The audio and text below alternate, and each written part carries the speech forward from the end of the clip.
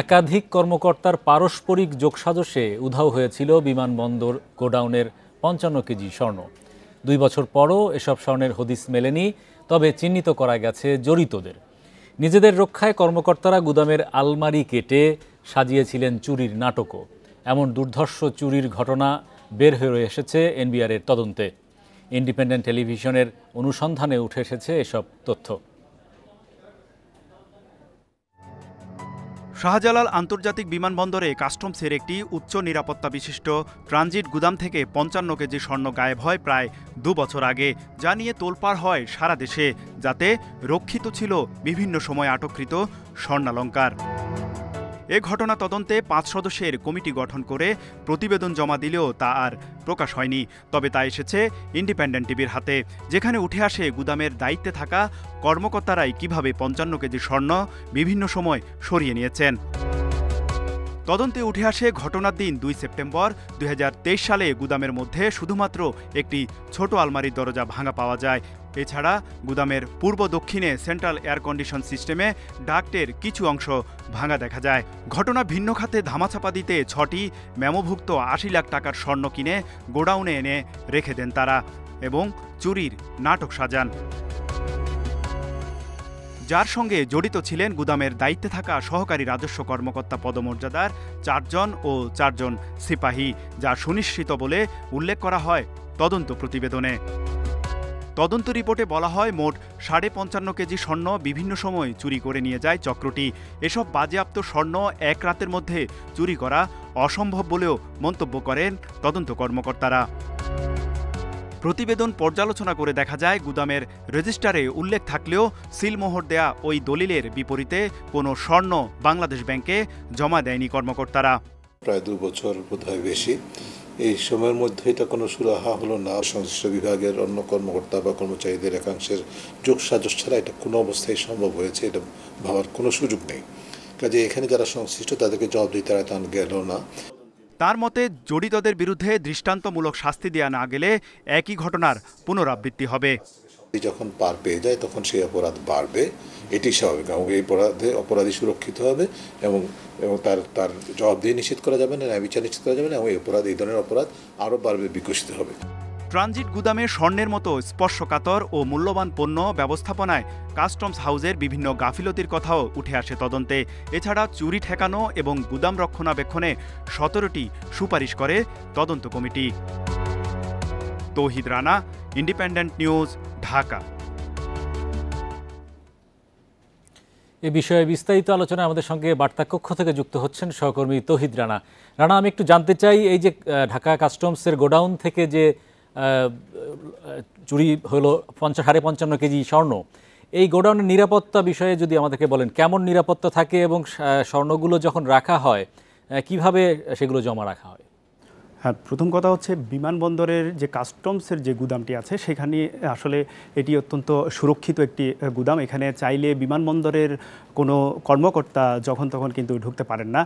এখানে শুধুমাত্র কাস্টমসের কর্মকর্তারা, ঊর্ধ্বতন কর্মকর্তারা অথরাইজেশন নিয়ে কিন্তু এখানে যেতে হয় এবং সেখানে যেতে হলেও বিভিন্ন তল্লাশি চৌকি আছে এবং বিভিন্ন নিরাপত্তা চৌকির মধ্য দিয়ে কিন্তু তাদেরকে এই তল্লাশির মধ্য দিয়ে সেখানে যেতে হয় এবং এখানে যে দায়িত্বরত কর্মকর্তারা আছেন তাদেরকেও কিন্তু এখানে নজরদারির মধ্যে রাখা হয়, গোয়েন্দা নজরদারির মধ্যে। অর্থাৎ এটি একটি আসলে সুরক্ষিত একটি ভল্ট বলা যায়। তো কিন্তু এখান থেকে যে ৫৫.৫ কেজি যে স্বর্ণ ২০২৩ সালে উধাও হয়েছিল সেটি কিন্তু অত্যন্ত সুকৌশলে হয়েছিল এবং এটি একদিনে কিন্তু এই স্বর্ণগুলো কিন্তু চুরি হয়নি। ২০১৭ সাল থেকে এই স্বর্ণ কিন্তু চুরি হওয়া শুরু হয়। ১৭, ১৮, ১৯ সালে ১৯ সালটা শুধু সেখান থেকে স্বর্ণ চুরি হয়নি। এরপরে ২০, ২১, ২২, ২৩ এই সালগুলোতে কিন্তু বিভিন্ন সময় তারা এই স্বর্ণগুলি আসলে সরিয়েছে এবং এই স্বর্ণ সরানোর ক্ষেত্রে এখানে যে কর্মকর্তারা ছিলেন দায়িত্বে, যে সহকারী রাজস্ব পদমর্যাদার যেই গুদাম কর্মকর্তারা ছিলেন ৪ জন, সেই গুদাম কর্মকর্তাদের জড়িত থাকার বিষয়টি আসলে এনবিআরের যে তদন্ত কমিটি, পাশাপাশি কাস্টমসের তদন্ত কমিটি এবং পিবিআইয়ের যে তদন্ত কমিটি হয়েছে সেই তদন্তে কিন্তু কিন্তু উঠে এসেছে, যারা দায়িত্বে ছিলেন সেই দায়িত্বরত কর্মকর্তারাই এই স্বর্ণ চুরির ক্ষেত্রে কিন্তু তাদের জড়িত থাকার বিষয়টি প্রমাণ মিলেছে। পাশাপাশি এখানে যে যারা যে সিপাহী ছিলেন সেখানে দায়িত্বরত, সেই সিপাহীদেরও জড়িত থাকার বিষয়টি কিন্তু নিশ্চিত হওয়া গেছে এখন পর্যন্ত। তবে এটি এখনো আসলে আপনি বলছিলেন যে 2017 সালের পর থেকে বেশ কয়েক বছরে এই স্বর্ণ চুরি হয়েছে কাস্টমসের যে নিরাপদ ভল্ট থেকে। তাহলে প্রতি বছরে এর কি পরিসংখ্যান, যে স্বর্ণ যে যেখানে জমা থাকছে সেটার পরিসংখ্যান নিয়ে কোনো পর্যবেক্ষণ এনবিআর বা সরকারি কোনো সংস্থার ছিল না? আরেকটা বিষয় হচ্ছে যে দীর্ঘ 2 বছর পার হওয়ার পরেও কেন শাস্তি নিশ্চিত করা যাচ্ছে না? এর সাথে কি বড় কেউ জড়িত কিনা? হ্যাঁ, এখানে একটি কথা বলে রাখি, সেটা হচ্ছে 2017 সাল থেকে 2023 সাল পর্যন্ত কিন্তু যেই স্বর্ণগুলি আসলে জমা হয়েছে, অর্থাৎ এই স্বর্ণ হচ্ছে বিভিন্ন চোরাচালানের মাধ্যমে যখন স্বর্ণ ঢুকে বাংলাদেশে, সে সময় এয়ারপোর্টে যখন আটক হয় কাস্টমসের হাতে, সেই স্বর্ণগুলি কিন্তু এই কাস্টমস গুদামে রাখা হয়। 17 সাল থেকে 2023 সাল পর্যন্ত এই সময়টাতে যে সকল স্বর্ণ কিন্তু বাজেয়াপ্ত করে রাখা হয়েছিল সেগুলি কিন্তু নিয়ম অনুযায়ী বাংলাদেশ ব্যাংকের ভল্টে জমা দেওয়ার কথা রয়েছে। সেই সময়টিতে আসলে এই স্বর্ণ কিন্তু বাংলাদেশ ব্যাংকের ভল্টে জমা হয়নি এবং বিভিন্ন জটিলতার কারণে তাদের বিশেষ করে এনবিআরের যে তদন্ত উঠে এসেছে সেটি হচ্ছে কিছু আইনি জটিলতা আছে, সেই কারণে হয়তো এই স্বর্ণগুলি বাংলাদেশ ব্যাংকের ভল্টে জমা হয়নি। ফলে এই সময়টাতে কিন্তু এই শুধুমাত্র যে বাজেয়াপ্ত স্বর্ণ, এই স্বর্ণগুলি চুরির ঘটনা কিন্তু ঘটেছিল।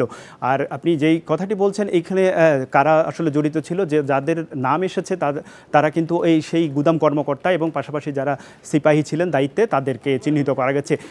এখানে যেই কাস্টমস প্রধান কিন্তু দায়িত্ব, সেই কাস্টমসেরও অবহেলার কথা কিন্তু বলা হচ্ছে। বিশেষ করে যারা দায়িত্বে ছিলেন তাদেরকে বিশেষ নজরদারিতে রাখা হয়নি এবং তাদেরকে ঢিলেঢালাভাবে তাদের কাজের প্রতি একটা দায়িত্বহীনতার যে একটা পরিচয় সেটি কিন্তু উঠে এসেছে। ফলে এখানে সন্দেহ করা হচ্ছে, বিশেষ করে আমরা যখন ট্রান্সপারেন্সি ইন্টারন্যাশনাল বাংলাদেশ টিআইবি দুর্নীতি বিরোধী সংগঠন সেখানে তাদের সঙ্গেও কথা বলেছি, তারা যেমনটা বলছেন এখানে শুধুমাত্র নন ক্যাডার কর্মকর্তা যারা আছেন দায়িত্বে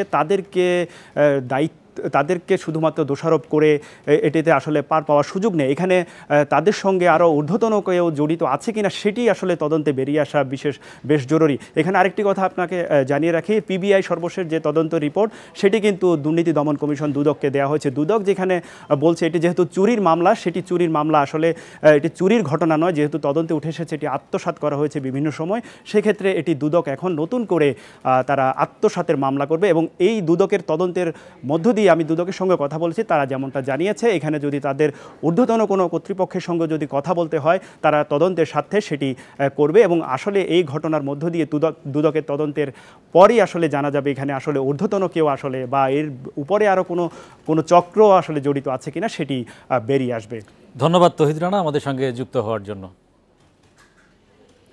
রাজধানীর হযরত শাহজালাল আন্তর্জাতিক বিমানবন্দরে অভিযান চালিয়ে 96 লাখ পিস আমদানি নিষিদ্ধ সিগারেট স্ট্যাম্প এবং 222 কেজি মোবাইল ফোনের এলসিডি জব্দ করেছে কাস্টমস। বিমানবন্দর কাস্টমস সূত্র জানায়, গাজীপুরের আমদানিকারক প্রতিষ্ঠান মাহাদি ফ্যাশন চীন থেকে 3 টন গার্মেন্টস অ্যাক্সেসরিজ আনার কথা বলে নিষিদ্ধ এসব পণ্য আমদানি করেছে। পরে CNF agent city airlines bill of entry দাখিল করলেও পরস্পরের যোগসাজশে নিষিদ্ধ এসব পণ্য খালাসের চেষ্টা করে। তবে গোপন সংবাদের ভিত্তিতে এসব পণ্য জব্দ করে বিমানবন্দরের এয়ার ফ্রেইট ইউনিট। এই ঘটনায় আমদানিকারক প্রতিষ্ঠান ও সংশ্লিষ্ট সিএনএফ এজেন্টের বিরুদ্ধে আইনানুগ ব্যবস্থা নেওয়ার প্রক্রিয়া চলছে বলে জানিয়েছে কাস্টমস কর্তৃপক্ষ।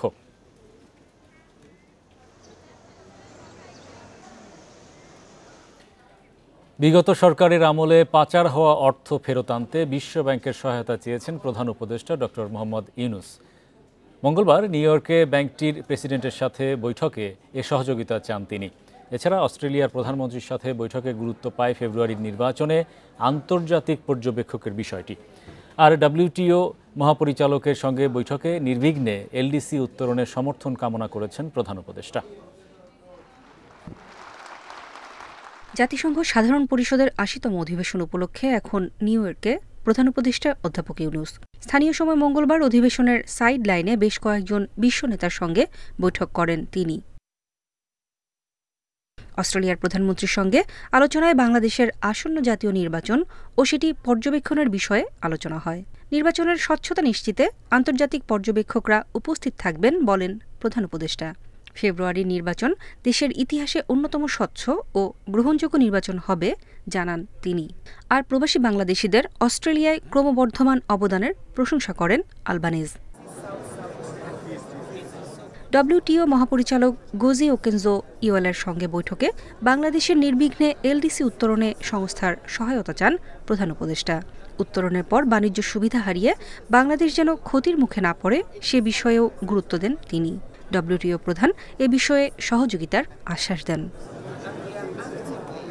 একই দিন নেদারল্যান্ডসের রানী ও বিশ্ব স্বাস্থ্য সংস্থার প্রধানের সঙ্গেও বৈঠক করেন প্রধান উপদেষ্টা। রানী ম্যাক্সিমার সঙ্গে গুরুত্ব পায় ডিজিটাল স্বাস্থ্যসেবা ও সামাজিক ব্যবসার মাধ্যমে সাশ্রয়ী ওষুধ উৎপাদন। আর ডব্লিউএইচও প্রধানের সঙ্গে আলোচনা হয় বৈশ্বিক স্বাস্থ্য সহযোগিতা নিয়ে। পরে ম্যানহাটনের হোটেলে এক ব্রিফিংয়ে প্রেস সচিব জানান, জাতিসংঘে নির্বাচনী প্রস্তুতি ও সরকারের কাজ তুলে ধরবেন প্রধান উপদেষ্টা। এছাড়া শেখ হাসিনার শাসনামলে পাচার হওয়া $234 বিলিয়ন ফেরত আনতে বিশ্বব্যাংকের সহায়তা চেয়েছেন প্রধান উপদেষ্টা। $234 বিলিয়ন শেখ হাসিনার আমলে সাইফন অফ হয়ে গেছে, যারা চুরি করে নিয়ে গেছে।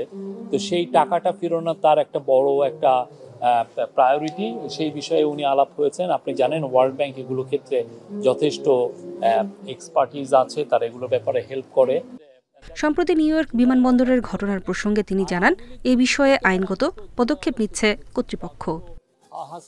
নূরে জান্নাত, ইন্ডিপেন্ডেন্ট নিউজ।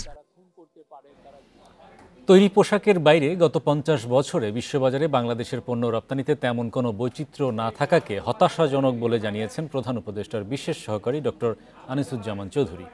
বুধবার সকালে রাজধানীর ইস্কাটনের BIISS অডিটোরিয়ামে আমেরিকার সাথে শুল্ক চুক্তি বিষয়ক সেমিনারে একথা বলেন তিনি। এ সময় বক্তারা জানান, এলডিসি উত্তোলনের আগে দেশের অর্থনীতিকে আরও সচল করা জরুরি। আমেরিকার বাজারে বাংলাদেশি পণ্যের উপর আরোপিত শুল্ক হার 35% থেকে কমিয়ে 20% করেছে যুক্তরাষ্ট্র। তবে এই হার কমপক্ষে 15% করা না গেলে দেশের ব্যবসায়ীদের খরচ বেড়ে যাবে। এতে তাদের ভবিষ্যৎ গতিপথ অনিশ্চয়তায় থেকে যাবে বলে মনে করছে গবেষণা প্রতিষ্ঠান BIICC। এই সময় বক্তারা জানান, যুক্তরাষ্ট্র থেকে এরই মধ্যে LNG, বিমান, গম, তুলাসহ বিভিন্ন পণ্য কেনার জন্য চুক্তি হয়েছে। তবে সঠিক সময়ে পর্যাপ্ত ব্যবস্থা না নিলে আগামীতে রপ্তানির ধারা ব্যাহত হতে পারে বলে ধারণা করছেন তারা।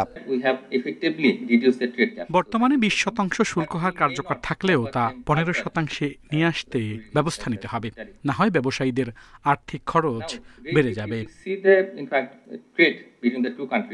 বাণিজ্য সচিব জানান, পণ্য রপ্তানিতে বৈচিত্র্য বাড়ানোর চেষ্টায় আছে সরকার। একই সাথে 2026 সালে এলডিসি থেকে উত্তোলনের প্রস্তুতিও নেওয়া হচ্ছে। 2026 সালে আমাদের এলডিসি উত্তোলনের কথা রয়েছে। দেশের অর্থনৈতিক পরিস্থিতি এর আগেই ঠিক করে ফেলতে হবে, তা না হলে কঠিন সমস্যার সম্মুখীন হতে হবে। আমাদের এখনো ভালো নেগোসিয়েশন করার মতো কেউ নেই। গেল 50 বছরে গার্মেন্টস ছাড়া দেশে অন্য কোনো পণ্যে রপ্তানি বৈচিত্র্য দেখা যায়নি, যার পেছনের ব্যর্থতা আমাদের নিজেরই।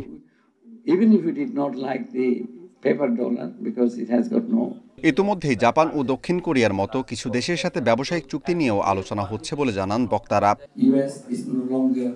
Amirul Islam, independent News, Dhaka. বকেয়া পাওনা পরিশোধে শ্রমিকদের সঙ্গে নাসা গ্রুপের সমঝোতা চুক্তি সই হয়েছে। মঙ্গলবার শ্রম ভবনের কলকারখানা ও প্রতিষ্ঠান পরিদর্শন অধিদপ্তরে ত্রিপক্ষীয় সভা অনুষ্ঠিত হয়। সভায় শ্রমিকদের বকেয়া পাওনা পরিশোধে সমঝোতা চুক্তি সই হয়। চুক্তি অনুসারে কারখানার কর্তৃপক্ষ আগামী 15 অক্টোবর চলতি বছরের আগস্ট মাসের বকেয়া বেতন ভাতা পরিশোধ করবে এবং আগামী 30 অক্টোবর চলতি বছরের সেপ্টেম্বরের মাসের বকেয়া পরিশোধ করবে। এছাড়া প্রত্যেক পূর্ণ বছর চাকরির জন্য সার্ভিস বেনিফিট বাবদ 30 দিনের মূল মজুরি, মাতৃত্বকালীন ছুটির টাকা বাংলাদেশ শ্রম আইন অনুযায়ী পরিশোধ করা হবে। শ্রমিকদের এসব আইনগত পাওনা আগামী 30 নভেম্বরের মধ্যে পরিশোধ করা হবে।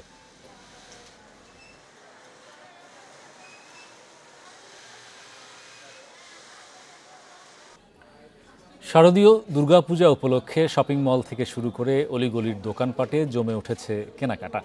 রাজধানীর বিপণী বিতানগুলোতে সন্ধ্যার পর থেকে বাড়তে থাকে ভিড়। পোশাকের দাম কিছুটা বেশি বলছেন ক্রেতারা, তবে বড় ব্র্যান্ডগুলো রয়েছে ছাড় আর নতুন নতুন কালেকশন।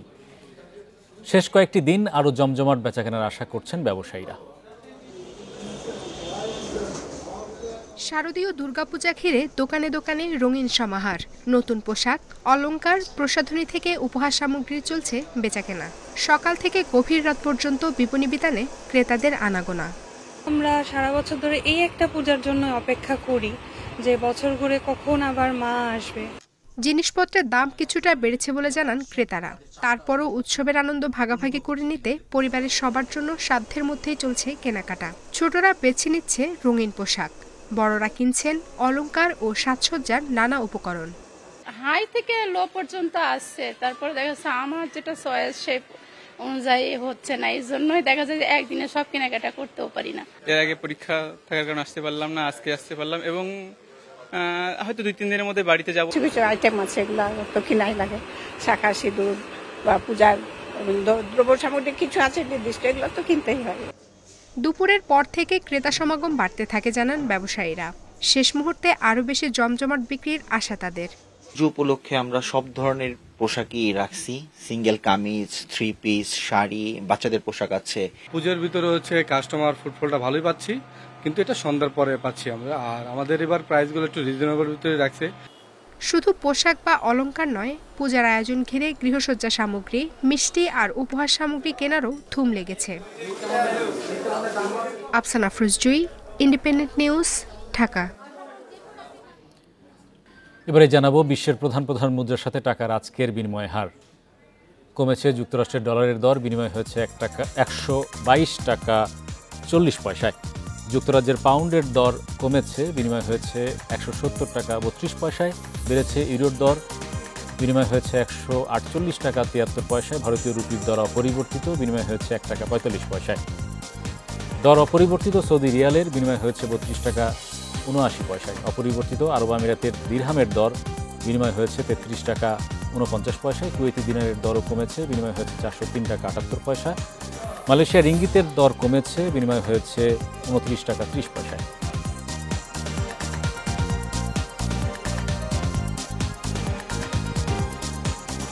এ ছিল আজকের অর্থনীতি সারাদিনে। আমন্ত্রণ আমাদের পরের আয়োজনে।